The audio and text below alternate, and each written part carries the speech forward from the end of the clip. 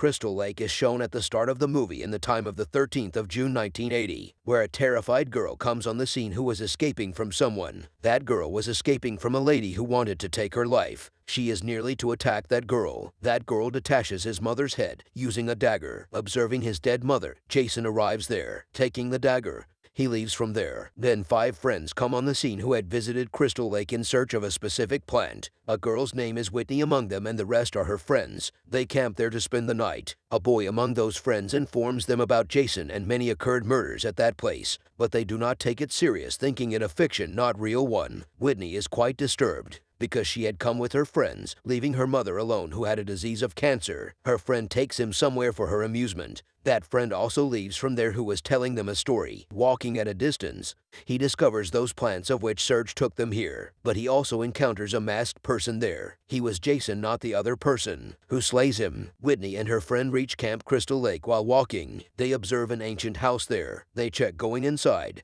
They find many antique things. They also discover a locket among those antique things in which Jason and his mother's photos were fixed. It is clear here that their standing place was Jason's house. Here a strange thing is revealed, that Whitney has a close resemblance with Jason's mother. They also find a baby room which has bed with Jason's name. On the other side, Whitney hears the walking sound of someone outside the camp, and they think as their friend is pulling a prank. In fact, the reality was different. A friend goes outside for checking. While searching his friends, he reaches the plants which were their searching point. Here he finds his friend's torchlight. Then an awkward scene is also seen here. There were his friend's cut ear, hand free, and his lying dead body. Seeing it, he gets worried. Then he moves to the camp while running. But camp was not out of danger now. Reaching the camp, he notices that his friend has been hanged with tree over the fire after wrapping her in a blanket. He proceeds to rescue her, but he himself is entrapped. He gets injured badly. He tries his best to release himself from the trap, but his friend is burnt to death during his struggle. But he is still unable to free himself from that trap.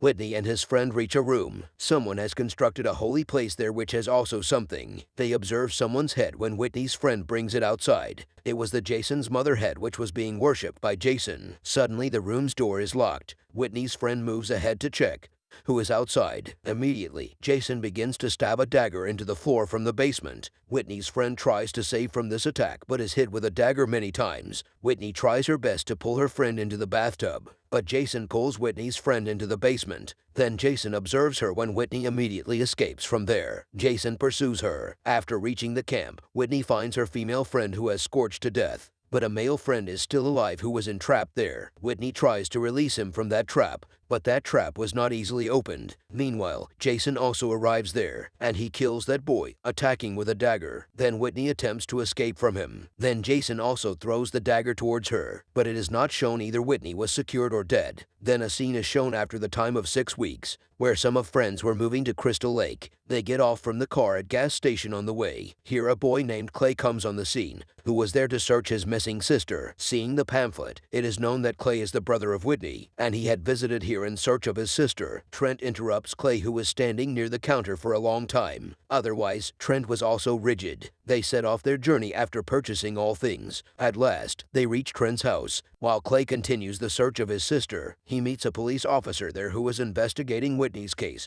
but he closes the case file, not getting any clue about Whitney, because he says it is not a big deal if the people are missing in this area. People are missed here routine-wise. That police officer says to Clay Whitney might have rushed with her friends. Then Clay says, "My sister was different." Going to a house, he meets with an odd woman, who directly says to Clay that his sister is no more. She tells, "People come here for a tour. Being caught in a trouble, they are missing here and die. We wish to live peacefully and they also want the same." She is talking about Jason, not for others. Moving ahead, he enters the storehouse. He asked about Whitney from the store employee, but he gets nothing except distress. Contrarily, all are enjoying at Trent's house. That store employee hears the voice of someone in the storehouse. As he goes to investigate, Jason arrives there, who catches him. While rescuing his life, that store employee unmasks Jason. That worker's pulse rate is lowered. Seeing his frightful face, Jason puts him into death while cutting his throat. All of a sudden, he catches the sight of another terrifying mask when Jason is about to wear his mask. He leaves to hunt his next victim, wearing that mask. Clay and Jenna arrives into the forest which was nearby lake. There Clay discovers a handheld GPS which he puts it in his bag. Both friends reach the lake.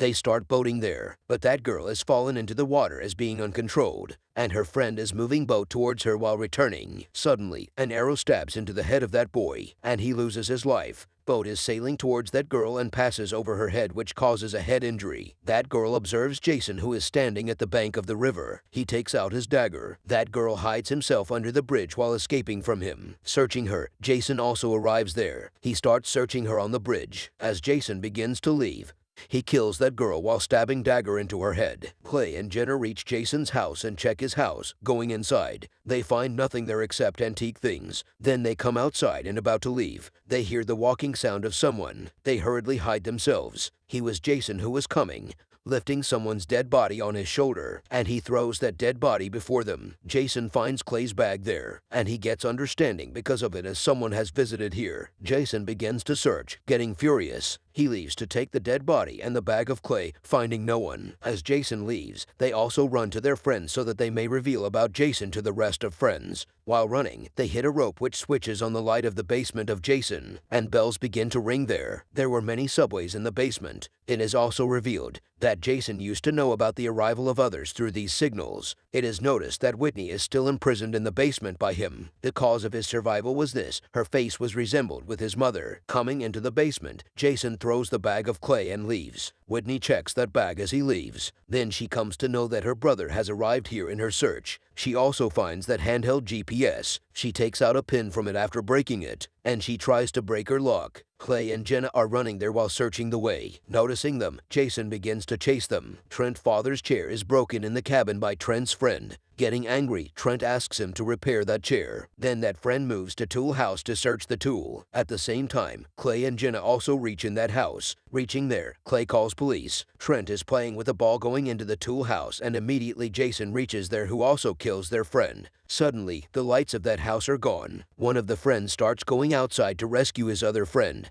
That friend moves to the Tool House, and Jason also stands behind him. Coming there, Jason struggles to capture him, but being fast, he quickly escapes. Then Jason throws a placed axe on him. Coming straight, it hits on his back. All his friends are hearing his shouting, but Clay forbids everyone to go outside because he knew that Jason is using their friend as a trap, thinking other will also come to save his life. Jason kills him when no one comes to help that friend. Trent moves to his room in order to take the gun, and his female friend follows him, but catching, Jason slays her. At the same time, police officer also approaches there, and Jason glimpses him. Jenna comes to open the door when police officer knocks at the door, but Jason also kills that police officer before opening the door. Being frightened, they go upstairs. Seeing the dead body of their friend, they are sure that no corner of house is safe for them. They come outside while running. Trent tries to start the car of police officer, but Jason immediately throws their friend's dead body on their car. They all three escape from there as Clay and Jenna at a side, while Trent chooses the opposite direction. Trent's gun is lost somewhere while hastening. He does not find it even after a great search. While running, he steps on the main road. Then a pickup truck also stops there for his help,